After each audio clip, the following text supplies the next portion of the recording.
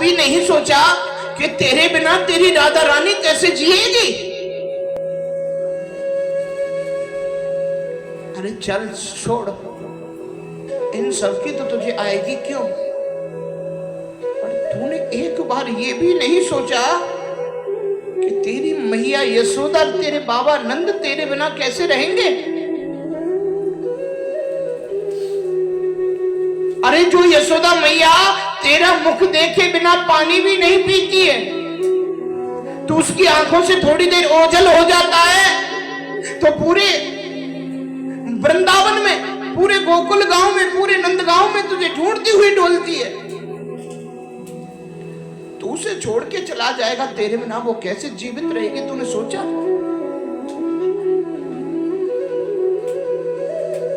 तेरा बाबा नंद जो रोज तुझे कंधा पर बिठा करके रोज घुमाने के लिए ले जाता है, वो तेरे बिना कैसे रहेगा, तूने एक बार भी सोचा।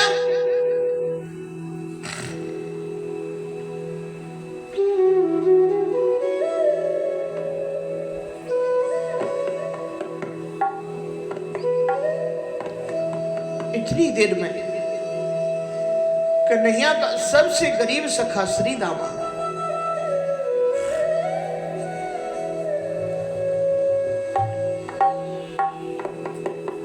बोल पड़ा।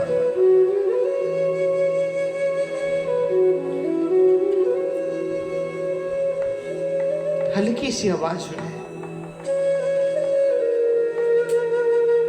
बोले, तुझे मेरी भी याद नहीं आई।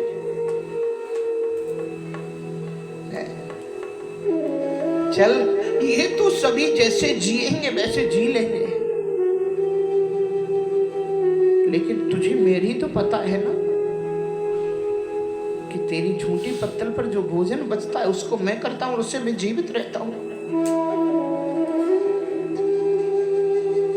तू चला जाएगा तो मैं किसके यहां भोजन करूंगा, कौन मुझे भोजन कराएगा, मैं कैसे जीवित रह पाऊंगा।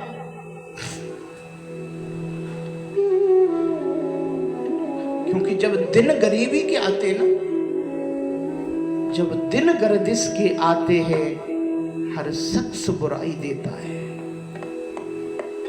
माँ बाप निकम्मा कहते हैं और भाई भी गाली देता है।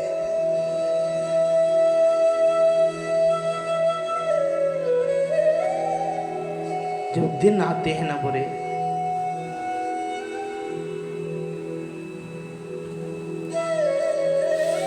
बहनें भी बुरा मुंह करती हैं, भाभियों को नफरत होती है। जब दिन बुरे आते हैं ना, कोई किसी का साथ नहीं देता। रिश्तेदार नमस्ते करके अपना पिंड छुड़ाते हैं, कहते हैं रिश्ता दूर का है, पानी तक नहीं पिलाते हैं, पानी तक नहीं पिलाते। तू मुझे छोड़ के चला जाए,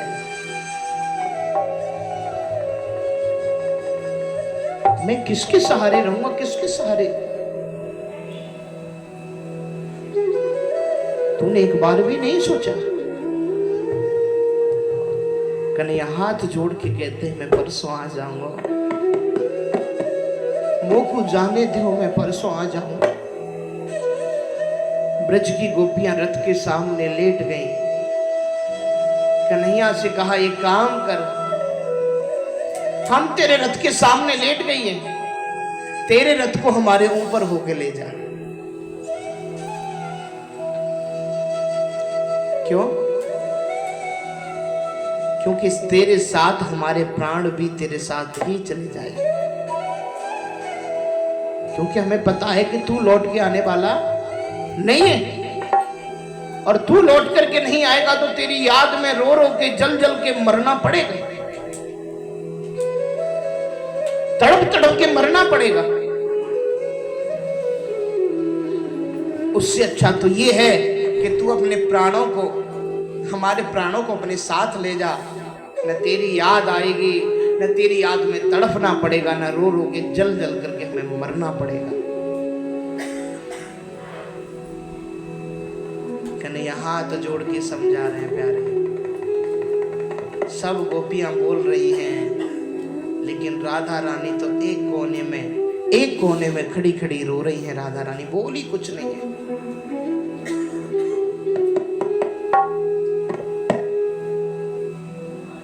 कन्हैया सबको समझाते हैं। रथ पर बैठ गए कन्हैया, थोड़े से चलने लगे कि पीछे से आवाज लगाई है मैया यशोदा ने, अरे रुकियो कन्हुआ, अरे लाला रुकियो, कन्हुआ रुकियो। हाथ में माखन की कटोरी लेकर के मैया यशोदा, रुकियो कन्हुआ। दौड़ती है कन्हैया की तरफ, लेकिन पैर में ठोपर लगती है राधे राधे, और माखन की कटोरी को लेकर के मैया यशोदा गिर जाती है। जैसे ही गिरी मैया यशोदा, कन्हैया रथ से नीचे कूद गए। आकर के दौड़ करके मैया यशोदा को अपने अंक में भर लियो है राधे राधे। और मैया यशोदा से कहते, मैया तू काहे को चिंता कर रही है? मैंने कह दी ना मैं परसों लौट के आ जाऊंगा। मैया यशोदा हाथ जोड़ करके बैठ गई आज कन्हैया के सामने प्यारे। और मैया यशोदा कन्हैया से कहती है, देख बचपन में जब तू छोटा सा हो ना, हमारे घर एक ज्योतिषी आए और बाद ज्योतिषी को मैंने तेरे हाथ दिखवाया। बाद ज्योतिषी ने मुझे एक बात कही कि मैया तेरो लाला है ना, तेरो काना बड़ो है कि एक दिन राजा बनेगा। तेरो लाला एक दिन बड़ो है कि राजा बनेगा। तो मैया यशोदा कन्हैया के सामने अपने पल्लू को फैलाती है और पल्लू को फैला करके कन्हैया से कहती है, देख जा दिन तू राजा बन जाए, जा दिन तू राजा बन जाए, वाद ना तू अपनी मैया यशोदा को याद कर लिए।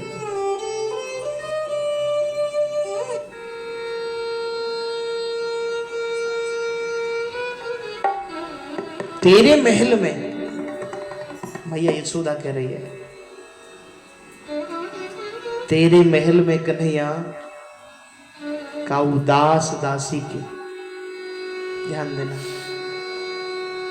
मुझको पता है कि तू लौट के नहीं आवेगा।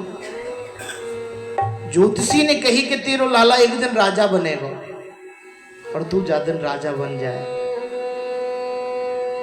वादना तेरी मैया यशोदा और तेरे बाबा नंद को याद कर ले।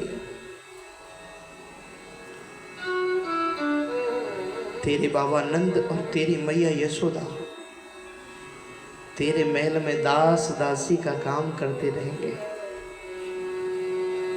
झाड़ू पोंछा लगाते रहेंगे श्याम, और हम तेरे दर्शन करते रहेंगे। हमें तो सिर्फ अपने महल में दास दासी बना लेना। कन्हैया ने देखा मुझे सब दिखाई दे रहे हैं, लेकिन मेरे बाबा नंद नहीं दिखाई दे रहे, क्योंकि प्यारे मैया तो रो सकती हैं, लेकिन भैया बाबा नंद को देखा कन्हैया ने तो एक कोने में खड़े हैं बाबा, और बाबा के नेत्रों से भी आंसू बह रहे हैं। कन्हैया दौड़ करके गए, बाबा तू काहे को रो रहा है, मत रो बे। बाबा नंद कहते हैं कन्हैया तो को पता है ना कि मैं रोज तेरे संग बैठ करके भोजन करूं, मैं रोज तो को कंधा पर बिठाकर घुमाने ले जाऊं, मैं तेरे बिना कैसे रहूंगा। कन्हैया ने कहा मैं बाबा लौट करके आ जाऊंगा, तू चिंता मत कर। ब्रज गोपियों से भी कहते हैं कि तुम चिंता मत करो, मैं लौट करके आ जाऊंगा परसों। कन्हैया रथ पर बैठ गए। रथ पर बैठ करके जाने लगे। मैया यशोदा ने कन्हैया से कहा, देख लाला, मैं अपनी सौगंध खा के कहती हूँ, मैं यहाँ घर के द्वार पर सीढ़ियों पर बैठी हूँ, और जब तू परसों आ जाएगा तभी मैं घर में घुसूंगी, बातें पहले घर में नहीं घुसूंगी।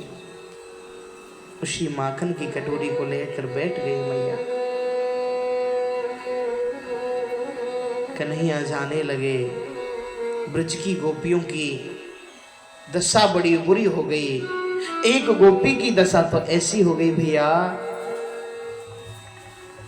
कि कृष्ण की याद में उस गोपी के प्राण निकलने वाले। ध्यान देना भैया, कृष्ण की याद में उस गोपी के प्राण निकलने वाले।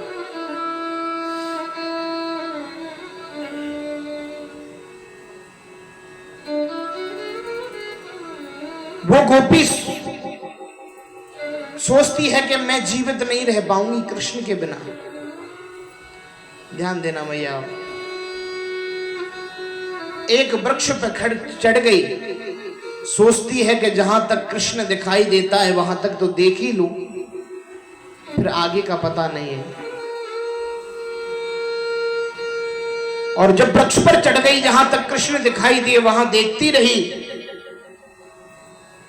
और बेहोशी जब ज्यादा बढ़ने लगी उस गोपी की, तो वो गोपी संसार के कागाओं से एक निवेदन करने लगी।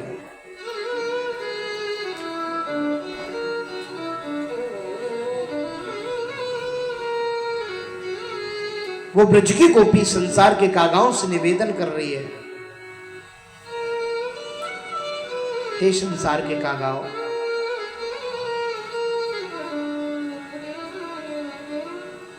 कागा सब तन खाइयो, मेरो चुन चुन खाइयो मास, पर दोने नामत खाइयो, मोहे पिया मिलन की आस। हे संसार के कागाओ, मेरे संपूर्ण शरीर से एक एक बोटी बोटी चुन चुन करके खा जाना, सिर्फ मेरे दो नेत्र मत खाना। क्यों? क्योंकि न जाने किस दिन मेरा वो पिया, मेरा श्याम लौट कर आ जाए, न जाने किस दिन इन नेत्रों से श्याम के दर्शन हो जाए। बस दो नेत्रों को मत खाना। इधर ग्वाल वालों का मन नहीं लगा, नंद बाबा का भी मन नहीं लगा। नंद बाबा से ग्वाल वाल कहने लगे, जब कंस मामा ने निमंत्रण हम सब के लिए भेजा है तो क्यों न हम भी साथ में चलें। नहीं मन लगा तो ग्वाल वाल सखाओं को लेकर नंद बाबा पीछे से चले गए। इधर कन्हैया मथुरा पहुंचे हैं। मथुरा में जाकर कन्हैया ने पूरी मथुरा नगरी का भ्रमण किया। आचार्य सुखदेव जी कहते हैं, परीक्षित मथुरा नगरी का भ्रमण क्या किया? मथुरा की जो गोपियां हैं, मथुरा की जो कृष्ण की गोपी हैं, उन गोपियों को जाकर भगवान ने, जो कृष्ण के दर्शन की लालसा रखती थी, उन गोपियों को दर्शन कराए। कृष्ण के सखा भी घूमने के लिए गए कृष्ण के साथ में। घूमते घूमते कृष्ण बलराम के सखा थक गए। लाला कन्हैया से कहने लगे, लाला कन्हैया देख, हम तेरे मामा के घर आए, लेकिन हम पे कपड़ा तो अच्छे नहीं है, कछु कपड़न की व्यवस्था तो करवा दे। कन्हैया ग्वाल वाल सखाओं को लेकर पहुंच गए यमुना तट पर, जहां धोबी घाट था। सारे धोबी वहां से भाग गए, बोले अघासुर बकासुर को मारने वाला आ गया, पूतना को मारने वाला आ गया, भागो भागो भागो। सब भाग गए। एक धोबी रह गया जो कंस के कपड़े धोता था, जिसका नाम था रजक। महाराज रह गया। और जैसे उसने कृष्ण बलराम को आते हुए देखा, बोला मैं देखता हूं ये कौन सा है, इसने मारी पूतना दहन का सुर अगासुर, इसने मारे, मैं देखूंगा इसको। कन्हैया को गाली देने लगा। कृष्ण का सखा एक कहने लगा, लाला तू ये को उद्धार कर दे। महाराज जैसे कृष्ण को मारने के लिए दौड़ा, कन्हैया ने एक ऐसा थप्पड़ का प्रहार किया कि उस धोबी के प्राण पखेरु उड़ गए। बोल नंद के लाला की जय। कन्हैया ने कहा कि लाला कपड़ा पहन लो सब ब्रजवासी। अब मैया ब्रजवासी बालक ने कपड़ा तो पहन ले, लेकिन कपड़न ने पैर के जब चल रहे रास्ता में तो मथुरा की जो गली है ना वो अपने आप साफ रहती जा रही है, झाड़ू लग रही है। क्यों? कहाँ ग्वालवाल और कहाँ कंस। एक ही पजामा के पाँव में दो दो ग्वालवाल आ जाए, ऐसे कपड़ा ने पहन के। ब्रजवासी ने कही लाला कन्हैया ये तो मंगेनू से लग रहे हैं कपड़ा। भाई कोई बड़ा कपड़ा पहन लो तो कोई ये कहता है ना कि ये तो मांग के पहन लिया है ना। तो ब्रजवासी बालक कह रहे हैं ग्वालवाल कन्हैया हमें तो लग रहा है कि भैया के हमने कोई मंगेनू मांग के कपड़ा पहने ऐसे लग रहे हैं। कन्हैया ने कही ना है तुम तो खरीद के लाए हो। बोले ना देख लाला बढ़िया ना लग रहे, अच्छे करवा दे। तो भगवान एक ग्वालवाल सखाओं को लेकर एक दर्जी के यहाँ गए, जिस दर्जी ने ठाकुर जी के बाल गोपालों के वस्त्रों को ठीक किया। और भगवान ने उसी दिन से दर्जियों को आशीर्वाद दिया और ठाकुर जी को वही आशीर्वाद बाद नाते और आज तक वो चलो आ रहे हो प्यारे हैं। कपड़ा तो 500 रुपया को सिलाई जाते 2500 रुपया। सही कह रहा हूँ गलत कह रहा हूँ? आज वो ठाकुर जी को आशीर्वाद चलो आ रहे हो, 500 रुपया कपड़ा आ रहा हो, 2500 रुपया सिलाई जा रही है प्यारे। ठाकुर जी को आशीर्वाद आज भी। अब लाला ब्रजवासी ने कहीं देख लाला कपड़ा तो बढ़िया आएगे, पर ब्रजवासी ने के माथे पर जब तक थापक थैया ना होए हैं, ब्रजवासी ने के माथे पर जब तक चंदन नहीं हो ना, ब्रजवासी तुम्हें दूर से ही दिख जाएगा जो ब्रजवासी महाराज पूरे चंदन पर चाहिए थापक थैया। तो एक भगवान श्री कृष्ण ने देखा कि एक स्त्री 3 जगह से टेढ़ी है, चंदन किसके ले जा रही है। उसे आवाज लगाई, ओरी सुंदरी प्यारे। अब एक बात बताओ, आजकल कोई नेगबुरी होए नेगबुरी और बातें कहते ओरी सुंदरी क्या करेगी हैं प्यारे, वही टाइम पे पड़ जाएगा जो 3 जगह से टेढ़ी है। बात ठाकुर जी कह रहे हैं ओरी सुंदरी, लेकिन उसने क्या देखा कि इस दुनिया में मुझसे त्रिवक्रा कुब्जा कहने वाले बहुत हैं, लेकिन सुंदरी कहने वाला तो आज पहली बार आया है। कौन है देखो तो सही। आहा, जैसे ही मुड़ के पहली बार देखा, श्याम सुंदर को देखते ही मोहित हो गई प्यारे, मेरे ठाकुर को देखते ही पागल सी हो गई। बोले हाँ। बोले कौन हो? बोली वैसे मेरा नाम है, मुझे सारी दुनिया त्रिवक्रा कहती है, कुब्जा कहती है, मेरा नाम है सैरेंद्री। बोले ये चंदन कहाँ लेके जा रही है? बोले मैं राजा कंस के लिए चंदन घिसती हूँ, वो इस पूरी मथुरा में सिर्फ मेरे हाथ का घिसा हुआ चंदन पसंद करते हैं। बोले क्या हमारे ग्वाल वालों के तुम चंदन लगाओगी? बोले हाँ। सभी ग्वाल वाल के सैरेंद्री ने उस कुब्जा ने चंदन लगाया। भगवान कहते हैं जब तुझे आज सुंदरी बोल दिया है तो चिंता मत कर, आज तुझे सुंदरी बना के ही छोड़ूंगा। भगवान ने क्या किया, उस कुब्जा के पैरों पर अपना पैर रखा और ठोड़ी पर अपना अंगूठा लगाया। ओहो प्यारे, थोड़ा सा झटका दिया, जो 3 जगह से टेढ़ी थी कुब्जा वो परम सुंदरी बन गई। राधे राधे। ठाकुर जी ने कुब्जा पर कृपा करी। कुब्जा बड़ा प्रेम करने लगी थी ठाकुर जी से। महाराज इधर कन्हैया के सखन ने कही लाला देख कपड़ों बढ़िया आएगे, चंदनू लग गो, लेकिन ब्रजवासी के गले में जब तक माला ना हो तब तक ब्रजवासी को कामू ना चले, माला और चाहिए। कन्हैया ने कही यही दूल्हा बनने सब ले। तो एक सुदामा नाम का माली था, वो सुदामा जी नहीं, एक सुदामा नाम का माली था मथुरा में, जो रोज ठाकुर जी के लिए माला बना करके रखता था। आज मेरे घर श्याम आएंगे, आज मेरे घर कृष्ण आएंगे। तो आज उस पर भी मेरे गोविंद ने कृपा की, समस्त ग्वाल बाल सखाओं को लेकर के पहुंचे और उस सुदामा नाम के माली ने समस्त ग्वाल बालों को और आज कृष्ण बलराम को भी माला पहनाई है। राधे राधे। माला पहनकर सब काम करके ठाकुर जी पहुंच गए यज्ञशाला में, जहां यज्ञ हो रहा है। कंस ने तैनात कर रखा था, वहां पे भी सैनिकों ने बोले मौका मिलते कृष्ण को मार देना।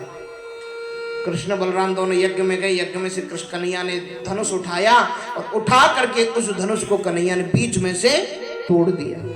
एक हिस्सा ले लिया महाराज बलराम जी ने और एक ले लिया कन्हैया ने, और उन दोनों हिस्सों से कृष्ण बलराम दोनों ने मिलकर जितने वहां सैनिक थे सब सैनिकों को मार डाला। अब रंगभूमि में प्रवेश करना है। रंगभूमि में कंस ने कृष्ण और बलराम को मारने के लिए कुबलिया पीड़ नाम का हाथी, जो कंस के पास में हाथी था उसका नाम था कुबलिया पीड़। कुबलिया पीड़ नाम के हाथी को अपनी रंगभूमि के द्वार पर मदरा पान करके खड़ा कर रखा था। बोले कृष्ण बलराम को देखते ही मार देना। जैसे कृष्ण बलराम द्वार पर पहुंचे, मारने के लिए दौड़ा। आचार्य सुखदेव जी वर्णन करते हैं, परीक्षित मेरे ठाकुर जी उस कुबलिया पीड़ के पैरों के नीचे से निकल कर उसके पीछे पहुंच गए और पीछे पहुंच करके ठाकुर जी ने अपने शरीर को बढ़ाया और शरीर को बढ़ा करके उस कुबलिया पीड़ नाम के हाथी के दोनों पैर पकड़ लिए और पैर पकड़कर मेरे ठाकुर जी ने उसे 7 बार आकाश में घुमाकर धड़ाम से जमीन पर दे मारा। बोल नंद के लाला की जय। ठाकुर जी रंगभूमि में पहुंचे और आचार्य सुखदेव जी वर्णन कर रहे हैं, परीक्षित रंगभूमि जैसे ही ठाकुर जी पहुंचे तो किसी को ठाकुर जी दिखाई दे रहे हैं भगवान के रूप में, किसी को बेटे के रूप में, किसी को कामदेव के रूप में, कंस को काल के रूप में, पहलवान जो वहां खड़े हैं उनको पहलवान के रूप में। यानी जाकी रही भावना जैसी प्रभु मूरत देखी जैसी, जैसी जिसकी भावना थी परमात्मा से वैसी दिखाई दिए। कंस को काल के रूप में, कंस ने वहां पे बड़े बड़े महाराज सल तोसल चाणूर मुष्टिक बड़े बड़े पहलवान कृष्ण बलराम को मारने के लिए तैनात कर रखे थे। एक एक करके कृष्ण बलराम ने उन सभी पहलवानों का उद्धार कर दिया और छलांग लगा करके कन्हैया पहुंच गए कंस के सिंहासन के पास।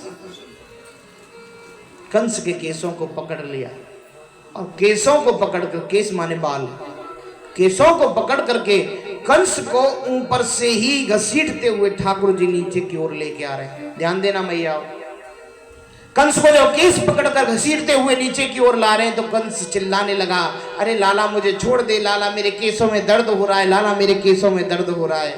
तो आज कन्हैया को अपनी मैया देवकी की याद आ गई। बोले अच्छा मामा जी, आज तो आपके केसों में दर्द हो रहा है। याद करो जब तुम मेरी मां को विदा करने के लिए जा रहे थे और आकाशवाणी हुई थी कि इसका अष्टम गर्भ तेरा काल होगा, उस समय तुमने मेरी मां को बाल पकड़ के, वो लक्ष्मी स्वरूपा थी, दुल्हन रूप में थी, लक्ष्मी स्वरूपा थी, मेरी मां के केसों को पकड़ करके तुमने रस्सी नीचे खींच लिया। मेरी माँ कहती है भैया केसों में दर्द हो रहा है, केसों में दर्द हो रहा है, मुझे छोड़ दे।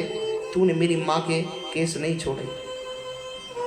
आज केस खींचने पर कैसा दर्द होता है तुम्हें पता चल गया। तभी तो कहा है जाकी नई पट्टी पग विवाई और सो कहा जाने पीर पर आई। जिसके पैरों की खुद विवाइयां फटी नहीं होना, वो दूसरे की पीड़ा को नहीं बता सकता है कि इसको क्या पीड़ा है। आज केस खींचने का दर्द पता चला। बोले मामा अब मुझे देख ले, अंत समय पर मैं तेरे सामने हूं, इससे अच्छी मृत्यु तुझे नहीं मिल सकती, मुझे देख ले। ठाकुर जी ने कंस को आज उठा लिया, उठा करके राधे राधे 7 बार आकाश में घुमाया और आकाश में घुमाकर धड़ाम से जमीन पर दे मारा। बोले नंद के लाला की, बोले कृष्ण कन्हैया लाल की, जय जय श्री राम, जय जय श्री राम, जय जय श्री राम। जय जयकार हो गई, दुष्ट कंस मारा गया। और साथ दिए बलदाऊ भैया ने, और भैया ने, और कंस राजा मारे कन्हैया ने। साथ दिए बलदाऊ भैया ने, ओ भैया ने, कंस राजा मारे कन्हैया ने। साथ दिए बलदाऊ भैया ने, भैया ने, कंस राजा मारे कन्हैया ने, कंस राजा मारे कन्हैया ने। ठाकुर जी ने उसका उद्धार किया, सारे मथुरा में जय जयकार होने लगी। इधर कन्हैया गए, सबसे पहले जाकर के कन्हैया ने अपने नाना उग्रसेन जी को जेल से बाहर निकाला, और उसके बाद में जाकर के अपनी मैया और बाबा के चरणों में प्रणाम किया। राधे राधे। ध्यान देना, सारे ब्रजवासी ग्वाल बाल कन्हैया से कहते हैं, लाला अब तू लौट करके चल। ध्यान देना मैया, अब तू लौट करके चल। कन्हैया कहते हैं, भैया मैं अभी लौट करके नहीं जा सकता। राधे राधे। सारे ब्रजवासी कन्हैया की जब इस बात को सुनते हैं, नेत्रों से आंसू भरे हुए सभी ब्रजवासी लौट करके जाने लगे प्यारे। ध्यान देना, नंद बाबा भी लौट करके चले गए रथ को लेकर, लेकिन घर में कब पहुंचे? बोले जब अंधेरा हो गया। ध्यान दीजिए, बोले यदि मैं दिन में चला गया और मेरे साथ कन्हैया नहीं दिखा, उस यशोदा को मर जाएगी। बोले जब बिल्कुल अंधेरा हो गया, बिल्कुल अंधेरा हो जाता है, तब धीरे धीरे चरणों से गेट के बाहर ही नंद बाबा रथ को खड़ा कर आए, कहीं यशोदा को पता न चल जाए। आकर के देखा कि मैया यशोदा तो घर के द्वार पर उस माखन की कटोरी को लेके बैठी है। आहा, जो परसों माखन की कटोरी को लेके बैठी थी, उसी को लेके आज भी बैठी है। रथ को बाहर खड़ा कर आए, लेकिन जैसे ही घर में घुसे, दरवाजा खोला, दरवाजे की आवाज आ गई। बोले आ गए, आ गए, काना आएगो, मेरो लाला आएगो, मेरो काना आएगो। आहा, दौड़ी दौड़ी अंदर गई, पालना में हाथ डालना, पालना खा ली है। अच्छा अंधेरो है वो, तुम लेट आए हो, मोह लगे मेरो लाला पालना, मेरो लाला रथ में सोए वो दिखे। दौड़ करके रथ पर गई तो रथ भी खाली है। प्यारे कैसे बताए कि मैं तेरे लाला को लेके नहीं आया। इधर प्यारे कन्हैया का मैया देवकी कन्हैया का मुंडन करवाती है, उनका जनेऊ संस्कार करवाया। और कब कन्हैया का मुंडन हो गया, कब जनेऊ संस्कार हो गया, कन्हैया को भी नहीं पता, क्योंकि कन्हैया को भी मैया यशोदा की याद आ रही है। मुझे कनुआ कहने वाला मुझे कोई दिखाई नहीं दे रहा है, मुझे प्रेम से माखन खिलाने वाला मुझे दिखाई नहीं दे रहा। इधर मैया कन्हैया का जनेऊ संस्कार हो गया, तो कन्हैया को पढ़ने के लिए भेजा गुरु सांदीपनी जी के यहाँ।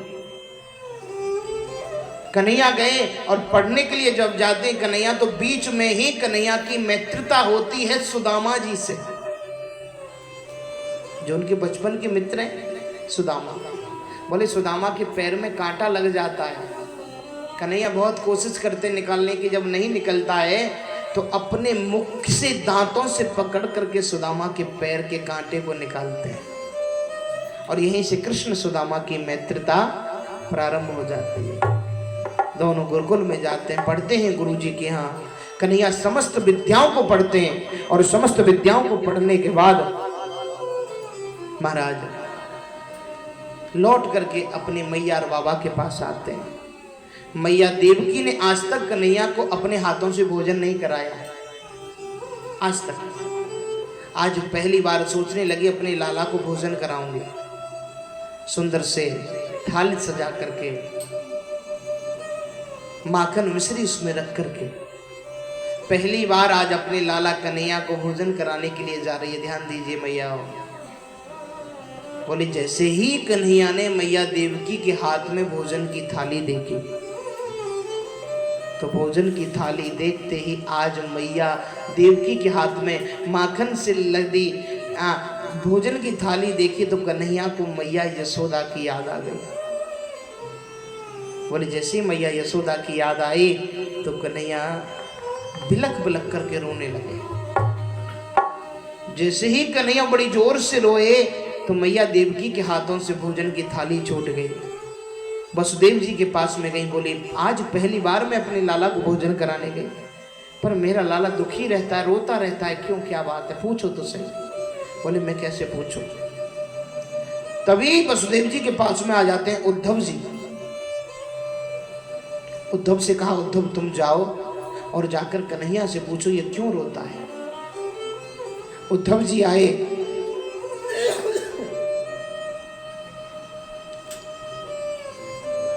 उद्धव जी ने पूछा कन्हैया क्या बात है, आप क्यों रोते हो, क्या तकलीफ है। ध्यान देना मैया।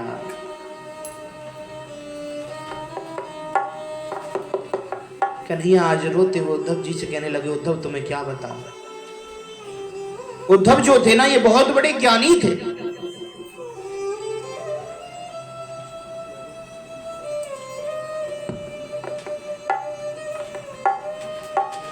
कन्हैया कहने लगे भैया उद्धव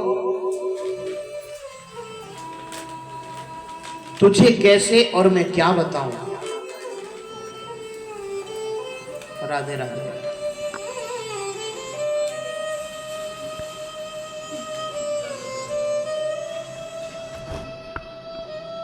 राधे भैया मुझे मेरी मैया यशोदा मेरी गोपियों की बहुत याद आती है। उधो मोहि ब्रज बिसरत नाही, उधो मोहि ब्रज बिसरत नाही, हंस सुता को सुंदर कलरव,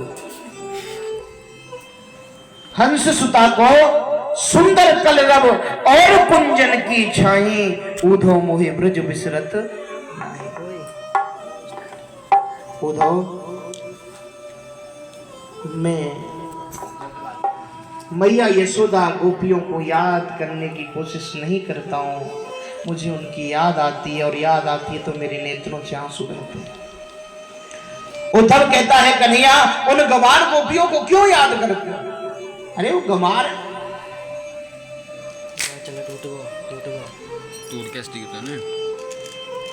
उन गंवार गोपियों को याद क्यों करते हो प्यारे।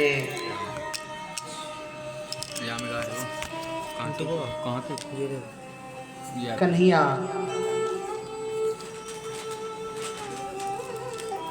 श्री राधे राधे कहते हैं भैया उद्धव मुझे मेरी मैया की याद आती है, मेरे बाबा आनंद की याद आती है। ध्यान दीजिएगा।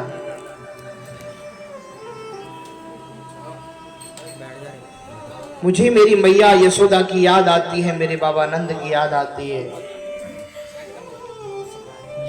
जब ही सुरत आवे वा सुख की, उद्धव जब भी सुख की याद आती है ना तो मैं अपनी आंखों के आंसुओं को रोक नहीं पाता। तुम जाओ उद्धव और मेरी मैया यशोदा मेरे बाबा को जाकर के बताना मेरी गोपियों से जाकर मिलना मुझे बहुत याद आती है। उद्धव ने कहा कन्हैया वैसे तो मेरे जाने का मन नहीं है, उन गंवार गोपियों के पास जाकर मैं क्या करूंगा, मेरी भाषा भी नहीं समझ पाएंगे, लेकिन तुम कहते हो तो ठीक है चला जाता हूं, लेकिन 2 घंटे से ज्यादा उन गंवार गोपियों के पास नहीं रुकूंगा। 2 घंटे से ज्यादा उन गंवार गोपियों के पास में मैं नहीं रुकूंगा।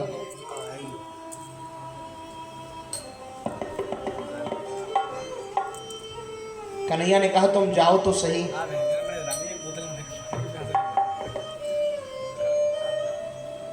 प्यारे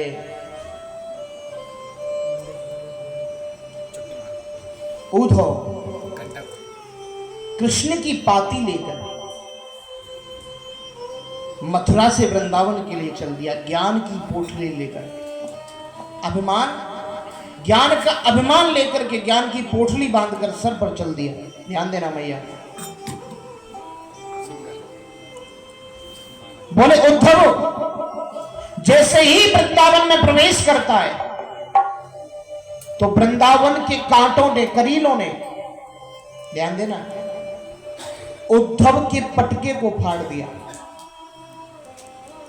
और वृंदावन के कांटे भी उद्धव से कहना चाहते हैं, उद्धव तेरे जैसे ज्ञानी का इस वृंदावन में कोई काम नहीं है। उद्धव थोड़े से आगे पहुंचे, मोर मुकुट पहनकर कन्हैया का काली कमरिया ओढ़कर कन्हैया ने कह दिया था, यदि तुम मेरा मोर मुकुट काली कमरिया पहन के नहीं जाओगे तो कोई ब्रजवासी तुमसे बात नहीं करेगा। कन्हैया के सखा रोज उस रास्ते पर आकर बैठते थे जो वृंदावन से मथुरा के लिए गया था। आज कन्हैया आएगा, आज आएगा। जब शाम तक कन्हैया नहीं आते तो मैयाओं से जाके कहते मैया आज भी नहीं आया। आज उन सखाओं ने देखा कि कोई काली कमलिया पहन करके, मोर मुकुट पहन करके आ रहा है। बोले हमारा कन्हैया आया। सब ग्वाल वाल सखा दौड़ पड़े लेकिन श्री दामा नहीं दौड़ा। बोले आज मैं यहां से बात नहीं करूंगा, आज मैं यहां से बात नहीं करूंगा। एक वृक्ष के नीचे खड़ा हो गया पीछे चुप के। बोले आज मुझसे आके माफी मांगेगो, मेरे पाम छूएगो, तब तो मैं आते बात करूंगा, बातें पहले मैं यहां से बात नहीं करूंगा। आहा, सारे ग्वाल वाल दौड़ने लगे लेकिन श्री दामा ने क्या देखा, जैसे ही रथ पास में आया तो सभी ग्वाल वालों से पहले दौड़कर रथ के पास पहुंच गया। सभी बोले तू तो अभी बोल रहा था मैं इससे बात नहीं करूंगा। बोले भैया या तो गुस्सा तो बाद में है लूंगा, पर एक बार यहाँ से जाके मिल तो लो, है गुस्सा तो बाद में है। जैसे ही ग्वाल वाल पहुंचे रथ के पास में प्यारे, तो वहां तो कृष्ण की जगह कोई और था। ग्वाल वालों ने बात भी नहीं की और बिना बात किए ही ग्वाल वाल लौट करके जाने लगे। उद्धव कहता है भैया तुमने मेरे पास दौड़कर पहले आए फिर लौट कर क्यों जाने लगे? बोले भैया हमने समझे हमारो कान्हा आयो दिखे, हमारो लाला आयो दिखे। बड़ी विस्तार से कथा है ये, लेकिन ये टाइम सीधा दे रहा है। पंडित जी हमारे बैठ के गुरु जी यहाँ बार बार कहें पंडित जी जल्दी। अब मैं कैसे जल्दी जाऊं, इतना मेरा मन खुद ना करे जल्दी जाओ। बोले मैया यशोदा का महल कहाँ है मुझे ये बताओ। उद्धव ने पूछा। बोले चल ये छोटा सा नाला दिखाई दे रहा है ना, इस नाले के सहारे सहारे चले जाओ और जहां ये नाला खत्म हो जाए समझ लेना वही यशोदा मैया का महल है। उद्धव कहने लगा क्या मतलब, क्या ये मैया यशोदा के महल से ही निकल रहा है? बोले हाँ। बोले क्यों? बोले जिस दिन से कन्हैया गया है मैया आज भी माखन की कटोरी को लेकर द्वार पर बैठी है। सभी गोपियां आती हैं वही मैया के पास आकर रोती हैं कृष्ण के लिए, और उनके बहने वाले जो आंसुओं हैं उनके द्वारा ये छोटा सा नाला प्रादुर्भाव हुआ है। प्यारे उद्धव गया नाले के सहारे सहारे, जाके मैया को प्रणाम किया। मैया प्रणाम। मैया यशोदा की रोते रोते आंखों की रोशनी कम हो गई थी। प्यारे बोला मैया प्रणाम। मैया ने कहा भैया कौन है? धीरे बोल, धीरे, जोर से मत बोले। बोले क्यों?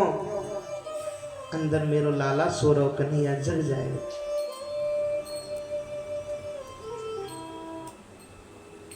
मेरो गोपाल पालना में सो रहो, मेरो लाला जग जाएगा, धीरे बोल। उद्धव कहता है मैया तू बावरी हो गई है।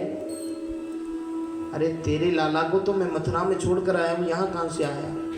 मैया कहती तू बावरो है का? मेरो लाला तो अंदर सो रहा है। हाथ पकड़ा उद्धव का, चल दिखाऊं तो को। हाथ पकड़कर खींच करके उद्धव को ले गई अंदर और पालने में हाथ डाला तो पालना तो खाली था। प्यारे धड़ाम से जमीन पर गिर पड़े, होश आने पर विलाप करने लगे। उद्धव भैया कौन है तू? मुझसे गलती है गई, मैं कितनी बाबरी हो गई हूँ। मुझे छोड़े हुए उसे कितने दिन हो गए, कितने दिन का गया है। और मैं आज भी सोचती हूँ कि वो मेरे पालने में सो रहा है।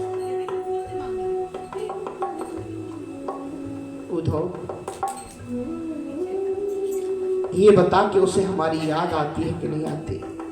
एक दिना की बात है उद्धव।